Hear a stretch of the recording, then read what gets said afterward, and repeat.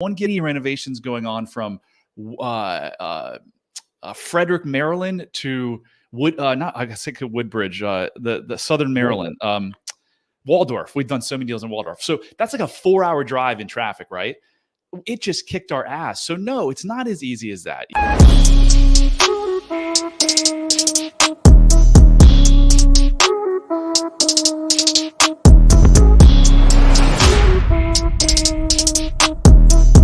Welcome to the Real Estate Reserve Podcast. I'm Jason Balin from Hard Money Bankers, and this is Ian Horowitz from Equity Warehouse. If this is the first time you're tuning in, welcome.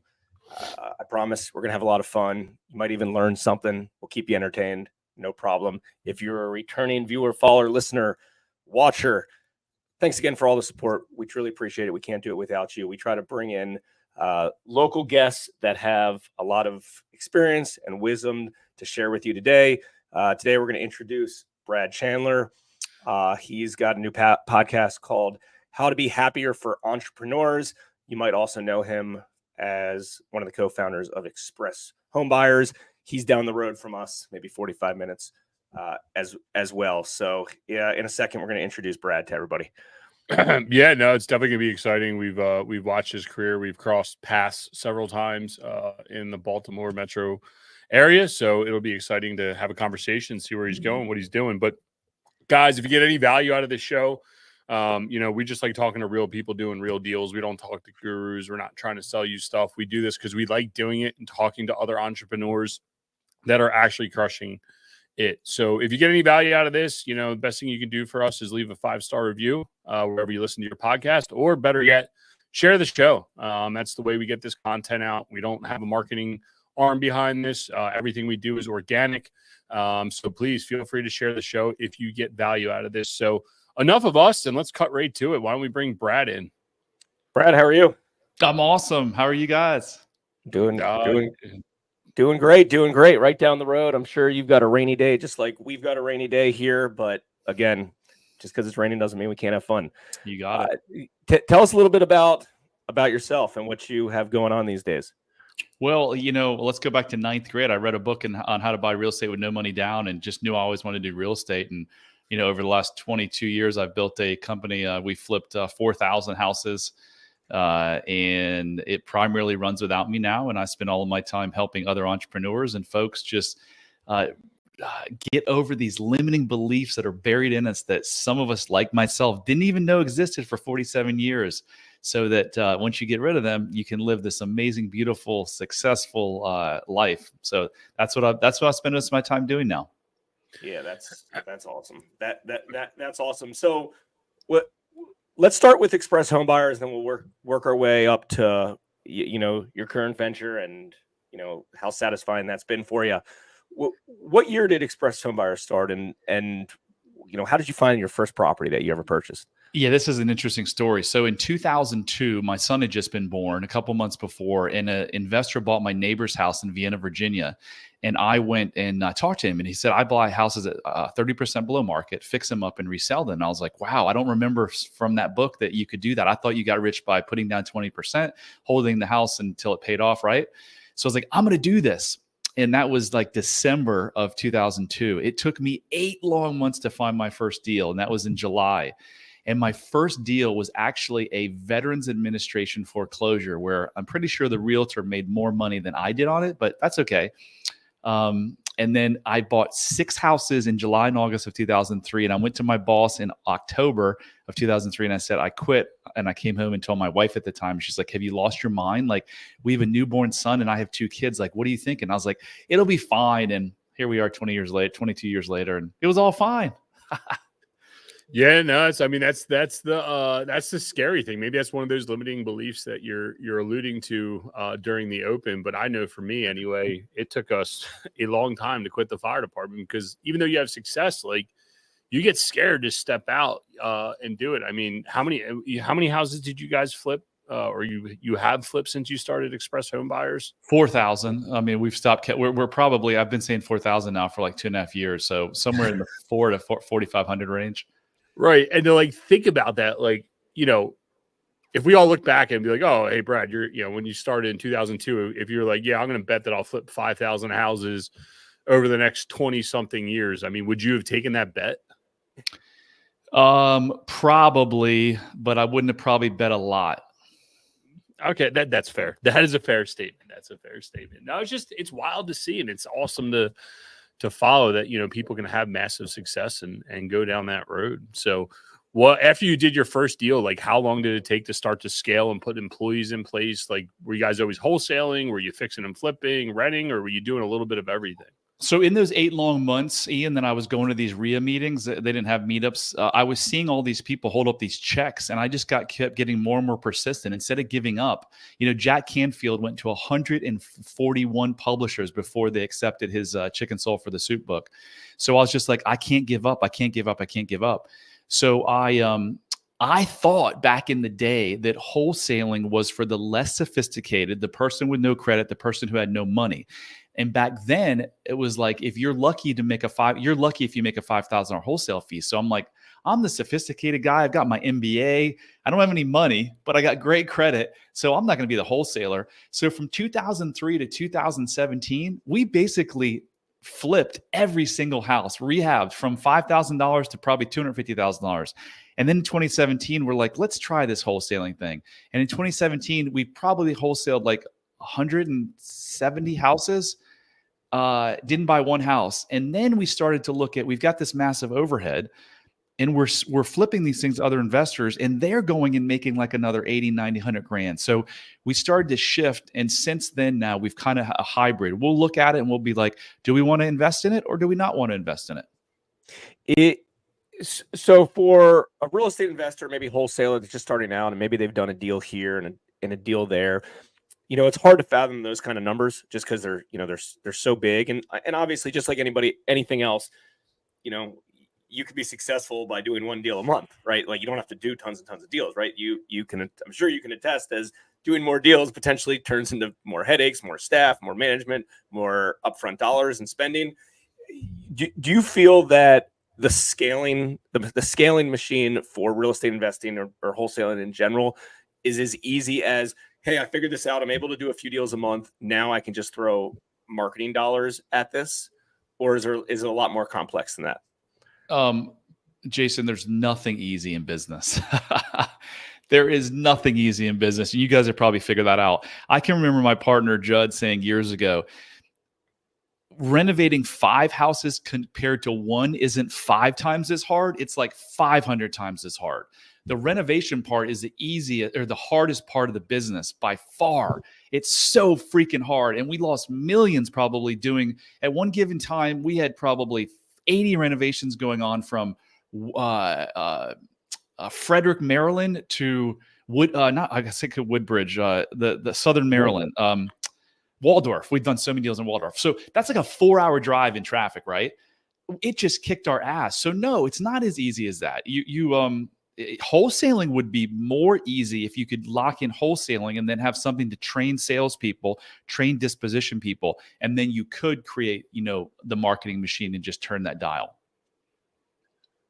Yeah, no, that definitely makes sense. And I think that's where a lot of people get tripped up. I know we did. I'm sure Jason did as a lender, is like, oh, I had success, immediate scale. And then it's like, dude, you don't realize like all the infrastructure. And as you start to scale, like, hey, you need an employee or you need this or you need that. And just because you're doing more deals doesn't mean you're making more money. I mean, that's a common misconception in business, right? Oh, totally. I mean, I just had a conversation with a dear friend, and I was talking about how someone was making so much money, and he's like, do you realize how much debt they have? So no, I keep getting fooled over and over again, but don't believe because you see big numbers or someone tells you something, until you see their P&L and their bottom line, you just can't, you just don't know for sure. Yeah, no doubt. I think we can all attest to that. And, sometimes more isn't better. There's a lot of different industries and businesses where, they've hit economy of scale and maybe they don't want to do anymore. I mean, we've had our $50 million deployed number for the last 6-7 years inside our lending company. And that's kind of our sweet spot. That's where we want to be. I'm not looking to do more and more and more and more top line. I'm trying to do more and more and more bottom line because, doing more and more deals has more infrastructure, has more risk. There's a lot more to be played. And that's hard to understand if you're a newer real estate investor, right? Because hey, look at all these deals they did. Because the metrics that most people use, including myself, is how many closed loans we did, how many purchases that did you purchase, how many properties did you wholesale, how many square feet of commercial buildings does Ian have? Like that's the metrics, not what's my bottom line profit or what percentages are my expenses, things like that. And that's really the important part. So hopefully, but guys, there's a reason for that, and that's that. When we started this talking about limiting beliefs, the limiting belief, most people who are trying to compare, and I did that for 47 years on who's better and who's making more numbers, it's because they don't feel great about themselves inside. They may not outwardly show it, just like I didn't outwardly show it, but I had this nagging thought of I'm not worthy, I'm not enough. So I always had to do more. When you're not enough, you drink more, you eat more, you have more sex, you shop more, you gamble more. And it doesn't matter. Look at Matthew Perry, look at Prince and Michael Jackson. They had so much, but they're not with us anymore because it was never enough. They just had to get more. So you've got to look at, are you trying to, I love what you said, and kudos to you for sticking at $50 million, because instead of moving towards more, you're moving towards what you want. And that's more profitability, a better life. You've got, I think you mentioned you have 3 kids. Like that's more important than trying to get to $100 million. Sure. What do you think the point is for somebody to understand that though? Like when is enough? Like when did you learn it? When did you figure it out? Yeah. So I think that's a great question. You asked me too. So when is enough? When you can look at your life, when you can look in the mirror and say, I thought things would be different by now. If you have kids that have behavioral problems, or you've got a shitty relationship with them, or you've got, you're 50 pounds or 20 pounds overweight, or you're drinking, 6 glasses of wine a night, you've got a bad marriage, you're unhealthy, you don't go to the gym, that's a time where you might want to wake up and be like, whoa, I got all this money in the bank and I'm working really hard, but for what? For what? For me, in my story, I didn't even know there was an issue. I'm going about my life. I'm like, I've made millions. I've lost millions. I made 5 business mistakes between 2005 and 2017 that cost my partner and I $9 million, all from trying to prove my worthiness. So I thought my life was okay. Yes, I made some mistakes, but who doesn't? Yes, I smoke weed, sometimes every night, but that's not a big deal. Yes, I drink to feel comfortable, but that's not a big. And my 2 wives, I just picked the wrong wives. That's their fault, right? So I wasn't even looking, and my son had anxiety because of these deep beliefs of mine, these deep-seated misbeliefs that I had. So he had anxiety. So I was trying to get him help, and I'm on a call similar to this. And the lady's like, you blink like crazy when you talk about your childhood. You may have some unresolved childhood trauma that's creating the anxiety in your son. I think that, you can come out and work with us. And I'm like, well, no way. Like, I'm a great father. I'm a single dad. I do everything for my kid. There's no way. Now I know there was a way. So that's how it started everything. I wasn't even looking. I was trying to get my son help. And when I realized it, that's when my life changed and everything has changed. Do you mind digging in on that a little bit? Because I'll be transparent and honest. I don't know if Jason told you, but I was a fireman for the city of Baltimore. I got some shit in my bag, as we all do. But I just finished reading The Body Keeps the Score. I'm intrigued by a lot of this trauma response stuff, probably from my childhood. And I just want to go down this road maybe a little bit. Like, what did you use to heal? Because there's multiple different ways that you can do it. Everything from natural health, breathing techniques to doing I don't want to call it doing drugs, being led down a path with a shaman, I guess is the right way to say it. There's a billion ways to do it. What worked for you? What worked for me is in a 3-hour session, I had gone to therapy, individual therapy and marriage counseling for 3 decades on and off. And in 3 hours, my life changed. And what happened? This is the story of everyone's life. We had needs as children.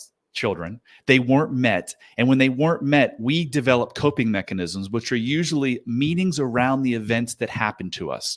So this ex-Navy SEAL told me, let's go back to your childhood and look and talk about times where you had no control. Control was taken from you, or you had some type of trauma or some stressful event. So we looked into those. And then he started asking questions around, well, what did that mean? My father hitting me with a belt. My father making fun of me. My parents always fighting about money, arguing. When that happens as a child, you usually say, This is my fault. It's my fault my parents are fighting. It's my fault I'm getting hit. I deserve it. It's my fault I'm being made fun of. Because why do we do that, guys? We can control that. If it's our parents' fault, we're screwed because we're just a child. And if they're bad, then we may die. It's literally a survival thing. So I lived for 47 years with this subconscious thought of something's wrong with me. I'm bad. And when I realized it was just a story I was telling myself that actually helped me as a child. This is, if you are suffering or struggling right now and you have a symptom, drinking too much, anger management, obesity, whatever it is, listen to this. It is actually a solution. Your brain is keeping you from something that it thinks is even more painful. In my case, it was the thought that I wasn't enough. But as soon as you realize that that thought isn't true or it was made up, the symptom of whatever you've got, boom, goes away. You don't need psychedelics. You don't need antidepressant drugs. You just need to change your thinking, change your life. But most people don't know how to accurately and correctly change your thinking forever. Yeah, that's some deep shit, man. And the problem is not many people want to explore it. I mean, I'll transparently tell everyone here on this podcast that I've gone down the road a few times and then I just keep it wrapped up because, and I'd be interested in your opinion on this, is that's my superpower. Whatever that trauma was, I have it wrapped up and I'm like, all right, dude, this little trauma here is what allows me to be successful because I don't ever want to go back to that. Did you ever feel like as you're starting to release that, like you're losing your superpower? I'm going to tell you something and then I'm going to answer that. What an amazing question. I call that the entrepreneurial myth. If you're listening to this and you're like, I've got my shit together, or I don't have my shit together, and you want to know for sure if you have these childhood programming issues, I developed a quiz just for you, just for me, because if my old self would have been listening to this, I'd be like, no, I'm good. Well, let's see if you're good. Go to bradchandler.com/quiz and take it. It will take you 3 minutes. It's just 12 questions. Click through them. And that one quiz may change your life forever. So to your question, Ian, fabulous question. People think, and out of 100 clients, I had one that really literally told me, this is why I'm not changing, because me beating myself up and telling me I'm a piece of shit drives me to make a bunch of money. And I'm afraid that if I stop telling myself I'm no good, my business is going to go away.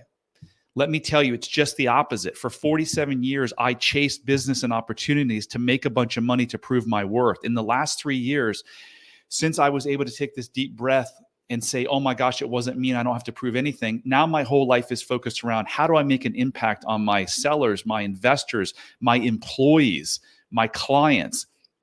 And in those 3 years, I found what my purpose was in life. And my net worth has gone up literally an X factor of any 3 years prior to that. So it's just a myth that you're living with. It's not your superpower.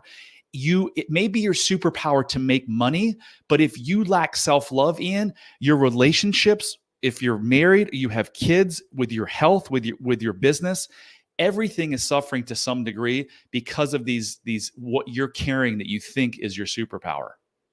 Yeah, I mean, that's pretty powerful. It's like actually really freaking powerful. And, I commend you that you have the maturity level to do it, right? And even hearing you say it again, I'm like, oh, yes, dude, I got to do this.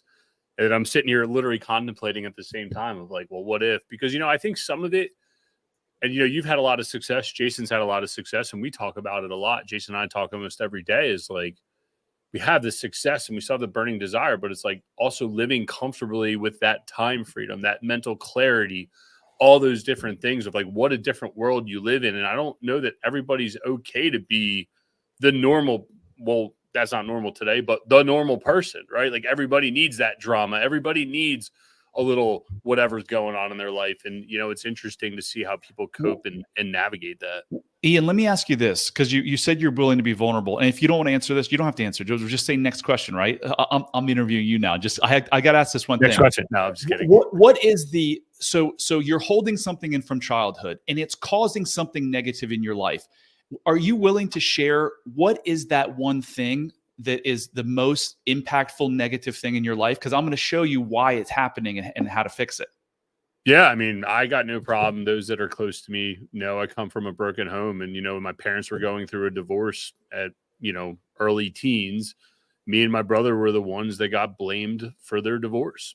So we've embodied that, when something happens in my life today, it's like, All right. Well, I know some other people are at fault, but F it. I'll just take the blame, put it on the broad shoulders. Let's keep moving forward because I am a positive, happy-go-lucky dude. And I would say, giving you enough around this of what I'm comfortable sharing with on here, that's probably the number one thing is, that I got blamed for their divorce that I live with almost every day for the past, well, I'm 40 now, so almost 30 years that I've been dealing with this one concept, So you take on everyone's problems. It sounds like I'm a freedom fighter, 100%. Okay. So that creates a lot of issues in someone's life. It's going to eventually catch up with you on the health side if it already hasn't. So you are doing that because you've already identified that if you go to this place that I'm the cause of my parents' divorce, I'm no good, I'm not worthy. So you're using that to hide it. But if we talked through this, you would be like, wait, is there any chance I was? Of course not. I wasn't the cause of my parents' divorce. Then you taking on everyone's things would poof go away.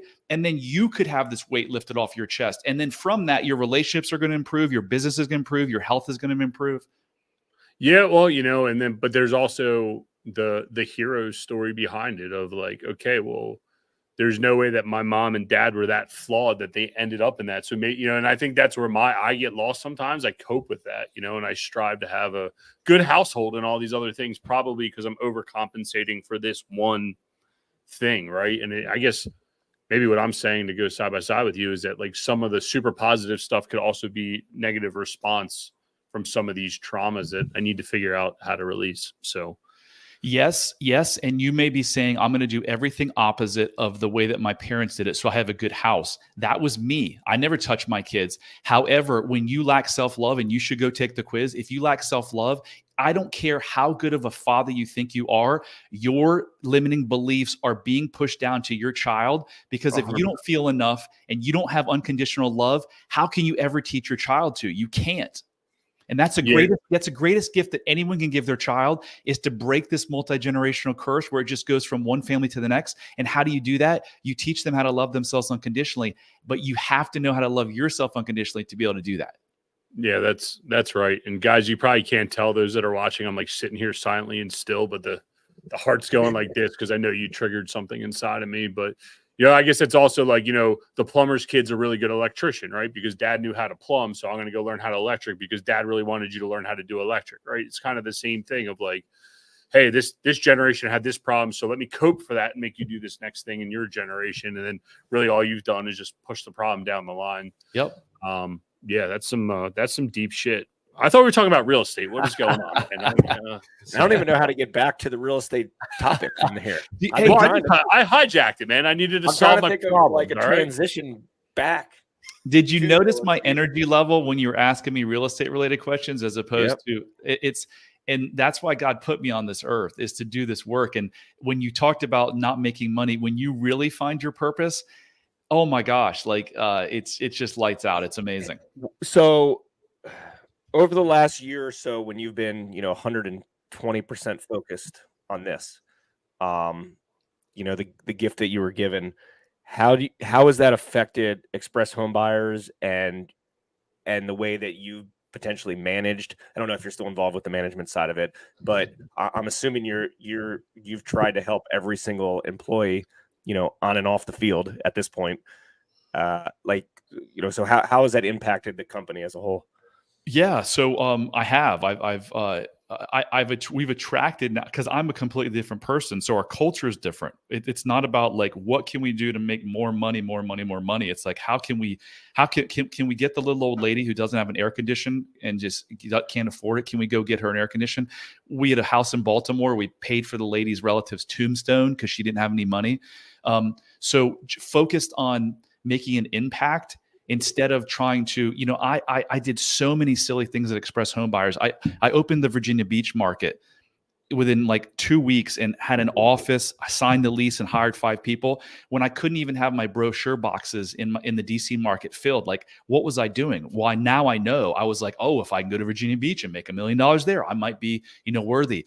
So all of that has gone. The chaos is gone. I'm not constantly coming to the company and being like, let's do this and let's do that. Let's do this and let's do that. No, we got this plan. We're executing on it. We're bringing in more, talent. So really, it's almost changed as much as my life has changed.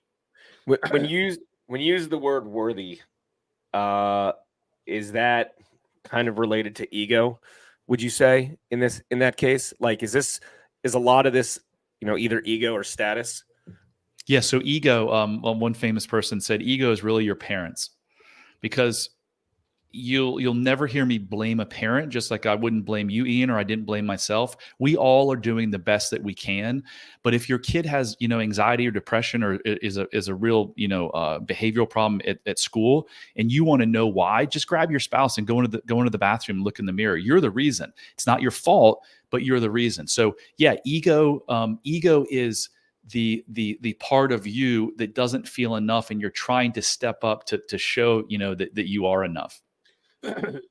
Yeah, that makes a lot of sense. And I'd like to go back just a little bit where you were talking about not coming to the office with a new idea every day. Do you think by, I guess, feeling that you have unconditional love, or you've changed yourself into a better human being, that now you're concentrated and hyper focused in one or two markets, because I was just listening to Lewis Howes and Noah Kagan right before we hopped on, and they were talking about just doing one thing, doing it really, really well. That's the difference between millionaires and billionaires, is that millionaires want all these different lines open versus billionaires like one thing. We're doing one thing over and over and over again. What have you noticed that in your business? Like, has profitability gotten better as you've hyper focused now that you're not coming within all these frantic ideas? 100%. Yeah. I mean, we had just problem after problem, whether it was lawsuit or we bought 3 development deals in the summer of 2005 that cost us $3 million. And one of them took like 11 years to extricate ourselves from. So absolutely. Profitability has gone up because we've stopped making so many mistakes, and then we're not just constantly trying to do the next best thing. What did your business partners think or say when you wanted to go in this direction? Well, I came and sat like literally days after coming back from Utah. I sat down with him and kind of spilled the beans and told him everything. He was like, "Wow." He's like, "This all makes sense now," because he had seen me for 15, 16, 17 years, and he's been completely supportive. We have a 21, 22 year partner, because he started with me in October of 2003. So we have an amazing relationship. So he's been supportive. Everything is as good as it's ever been. It's beautiful.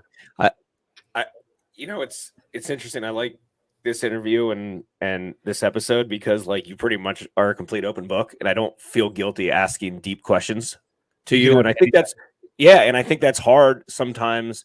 I think a lot of folks, like you've already, opened yourself up, whenever, when you a year or two ago with everything, and it's just like, this is going to work, you're going to go all in. Like Ian said, like, I want to do this, but, and we all say that, right? I want to do this, but, and you still get scared. But at this point, I'm here. Like, it is what it is. Good, bad, ugly, it doesn't matter. Yeah, if you want to judge me, I now because if you judge me before, I would go into like fighting mode, or I'd go into shutdown mode, or I'd have to drink or whatever. Now, if you want to judge me, I know it has nothing to do with me. It has to do with how you feel about yourself. But that goes both ways. If you're judging other people, it's the same exact thing. You have something internal. So this is true freedom, guys. Like, I'll tell you, I did a video a year ago where I said I used to ask my second ex-wife to my second wife to tell me more that I was handsome and sexy, but it didn't matter how much she told me, because I felt so unworthy that it didn't matter. I could have never come on in public and said that before, because I'd have been like, oh shit, like I can't tell anyone that. Oh my God, if she tells anyone that, like, now I am free to be my authentic self. This is what you get. You can like it or you can hate it. I don't care, because I'm just going to be myself. So few people, unfortunately, in this world are able to do that. And that's true freedom. Not much. $10 million won't get you that. $100 million won't get you that. The only thing that will get you that is, I got my shirt that says, no one can love you like you can. When you start loving yourself like the person that you deserve to love, then you get that true authenticity and freedom. Yeah, the $10 million is just the scoreboard, and the fact that you have time freedom and don't give a crap what other people. I feel obligated not to curse in front of you for some reason on my own goddamn show. But anyway, it's like you have the $10 million. It's like, you know what? I don't care if someone thinks I fly first class, or I don't care if I fly private, or whatever it is. The fact that you're untethered to the point of like, I don't give a shit, man. Like, this is who I am. Enjoy me or not. Just, I think sometimes it gets lost with people, sometimes like me, who are very direct and to the point. People are like, oh, you don't give a shit. Yeah, but sometimes it's negative too, right? Like there's it comes off arrogant sometimes, or it might come off arrogant. Or it's a complete lie, because if we were on the show 4 years ago and you said, do you care what people think? I've been like, no, but I always did care. And that's what, if you take that quiz, you'll know if you're one of those people lying about not caring, because if you lack self-love, you absolutely care what other people think. Yeah, I'm going to take the quiz. Brad's going to text us and just be like, dude, you're just mentally, you're a mess, dude. But you know what? I know I'm at the point that I know I had the issue. It's like, what are the 7 stages of depression, or mourning, or whatever? It's like, I've gotten through denial. Now I need to get to the next step of like, let's go fix it, right? And I think a lot of time people get afraid of this topic in general. And I know I've been a part of some groups where the leader of the group was like heavy on this type of content. It is business and life are intermingled, especially as entrepreneurs, and really as employees too. That you need both sides of this. And I think sometimes it gets lost where people are like, well, I do want to concentrate on business because I want to feel like I can get to a point where I can then concentrate on this life. Like if someone's just starting out, like let's say they're early on, and like me back in 2012 when I started, and you're like, yo, dude, I know you got some problems. Like, what would you suggest? Go get the business going first? Or would you suggest, hey, like, fix yourself a little bit and you'll have way more success down the line? No way. Don't start the business, because you're going to make a bunch of mistakes, because your inner mind's going to be controlling you. And when you jokingly said Brad's going to text me and say you're messed up, I'm going to say just the opposite. And this is a really important point. I made it earlier, but I'm going to reiterate it. Whatever you're suffering with today, whether you drink too much, eat too much, you're depressed, you're anxious, you've got OCD, that is your body doing its job by protecting you. So no matter what you ever came to a therapist or me with, if anyone ever said, oh, you're messed up, they don't know what they're talking about. The disorder is thrown around so much. You have a attention deficit disorder. No, you don't have a disorder. There's nothing. Your brain is not out of order. Your brain is doing exactly what it should be doing. ADD, people have ADD, they're all this medication. Do you know where ADD comes from? It comes from your childhood. It comes from stressful events where you check out because it's really painful. And then you never check back in because your subconscious mind doesn't know the difference between yesterday or 25 or 50 years ago. So whatever you've got, it's not your fault, and it can all be healed. So back to your question, people start businesses like I did because they think when they get over here and they make $10 million, they're going to get to this feeling. I'm going to show you how you can get to this feeling today. And once you're in this feeling of self-love and not beating yourself up, the chances of you getting to $10 million have just skyrocketed through the roof, because you're not doing all these silly things to try to prove your worth. You're focused on making an impact in what you want to do every day. Speechless, dude. I'm sorry. I'm deep. I'm like literally, you're processing. Well, because it is opposite of what a lot of people would think. What you're, like you said, because it's, hey, my issues are, let's say they're personal finance. We don't have enough money to pay your rent, mortgage, whatever it is. I need to make money, right? Then you start making money, some money, and it's like, okay, well, now I need to do this. Soon as I get to this, step, then I'll spend time on concentrating on this next thing. Then I'll spend time on working out. I'll spend time on eating healthy. I'll spend time on relationships. But, whatever that trigger is, that short-term trigger of money, that's usually what it is. And I would guess that's probably what a lot of our audiences are, right? They're real estate investors. They want to make money. But Jason, they're in that situation likely because of everything that we're talking about. If you look at the average CEO of like a mid-level manager at Walmart and a Fortune 500 CEO, do you know how small the discrepancy is between IQ? Trauma affects everyone differently. Sometimes the person that works at a gas station has been told that they're no good and they'll never amount to anything, and they believe that. That same the neighbor of that kid that was told they were nothing, and I wasn't told that I was nothing, but I believe that. They go in the opposite direction, like, I'm going to prove myself. So if you have financial issues, it's likely because of the stories in your mind. It's not because you're not smart. Yeah, that reminds me that Jason and I, we usually consume similar podcasts and books at the same time. We were listening to Jelly Roll over on Nelk Boys, and he talked about coming from a poor community and then his dad moving him to a community where there was nurses. He's like, oh my God, my neighbor's a nurse. And it gave him the self-worth to think that he could be more than just a junkie or a drug dealer or something along those lines. And he came from a neighborhood that he said that he didn't know anybody in his entire neighborhood who had an actual real job. Like if they worked at fast food, that was like, oh, this person actually has a job.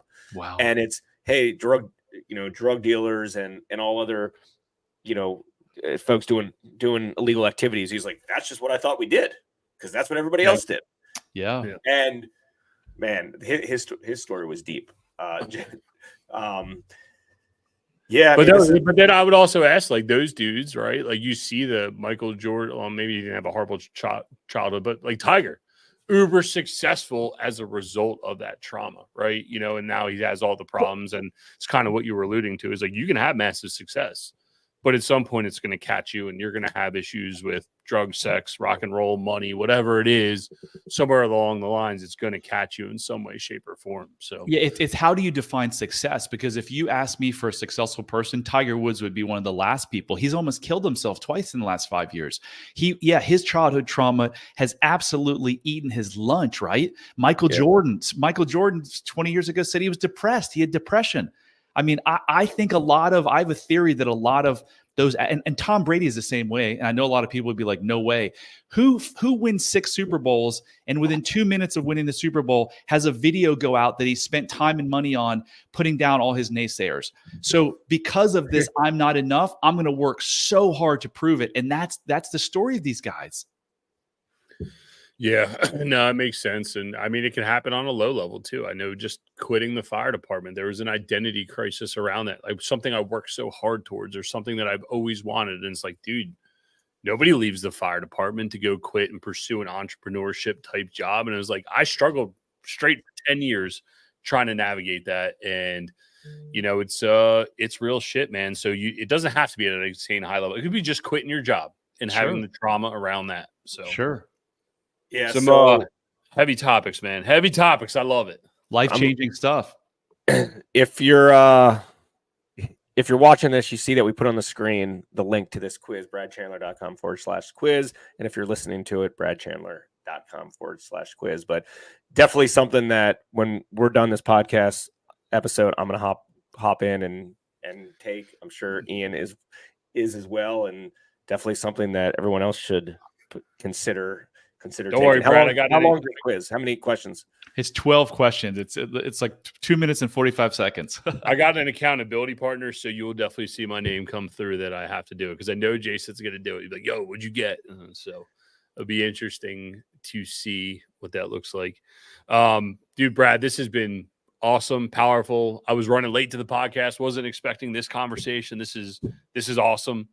A question that we like to ask all our guests, like, what's one book or podcast that you have enjoyed, or one that you would suggest that everybody reads? Well, of course, How to Be Happier for Entrepreneurs, mine. No, but the book that has changed a lot of my clients' life. I've read probably 60 books in the last 3 years. I can't get enough of this stuff. It's a little pocket book called The Way to Love. That book is by Anthony DeMello. That's a showstopper. And the chapters are only 4 or 5 pages. So if you're in a relationship each night, just grab a chapter and read it with your partner and just discuss it. I mean, you talk about deep. It's some really great stuff. Any final last words for any of our viewers? Absolutely, man. I cannot reiterate this enough. If you're suffering or struggling with something in life, it's not your fault. It's your brain doing its job to try to avoid, because our brains want to move us from pain to pleasure. So there's something in your subconscious brain that was formed at childhood as a way to protect yourself. And whatever you're suffering with, depression, anxiety, racing mind, workaholism, addiction, it's only the only reason that's happening is because even though it's negative, it thinks it's keeping you from something even more negative. And when you do the work and you figure out that this thing you're hiding from is really not even true or that bad, then all of your symptoms poof. And it doesn't have to take years. It can take a matter of hours. So you were put on, you're a miracle, right? That egg and that sperm matching up, you're a miracle. You were put here for a massive mission. It wasn't to be suffering and struggling. I promise. You were put here to have an amazingly fulfilled life with a partner or an intimate person who you share your life with. And if you don't have that, you can do it. And this, hopefully, someone's going to listen to this podcast and their life and family is going to change forever. Well, hell yeah. Well, no, that's great, and we certainly appreciate you hopping on here and spending the last 40 or so minutes with us. I think when a lot of our viewers and audience see that we interviewed Brad Chandler, they probably are going to guess that we spoke a little bit more about real estate. But this twist, I think, is definitely a good look for a lot of folks. Especially no matter what part of the real estate investing or their entrepreneurial journey that they may be in. Take the quiz, see where you're at. Work on yourself, concentrate on yourself first. One more time, what was the name of your podcast as well? How to be happier for entrepreneurs. How to be happier for entrepreneurs. And also go check out bradchandler.com/quiz. Brad, thank you so much for spending the last 40 minutes with us. Thank you. That was awesome. Thanks for tuning in to the Real Estate Reserve podcast.